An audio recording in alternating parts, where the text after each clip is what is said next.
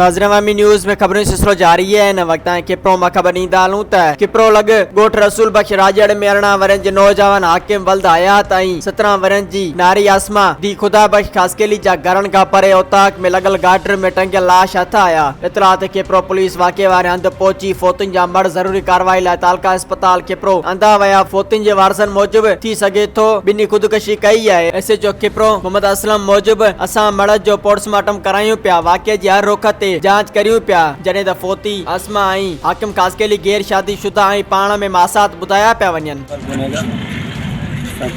पौने 4 बजे जाॻियासीं घर तबियत कीअं आहे उन्हनि सां ॻाल्हायूं त मूंखे तबियत सेट आहे तव्हांजी त पोइ हेॾां अचूं। जेसीं त हिननि पोइ चए त छोकिरी अलाए केॾां वई आहे बि ऐं अचे अचां थी इहा ॻाल्हि पोइ 2-3 मिंट तकियासीं पोइ वरी छोकिरी ॻोल्हियईं पंहिंजे तरफ़ां पोइ वरी मूंखे छोकिरी आहे कान का त हिते 4:30 टाइम थी वियो।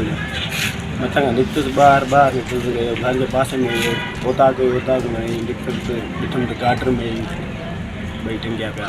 पोइ भॼी वञी मां में कई ॻाल्हि कई ॿई टंगिया पिया। मज़ीद खबरों और तफसीलात के लिए विजिट करें हमारी वेबसाइट www.awamiNewsHD.com।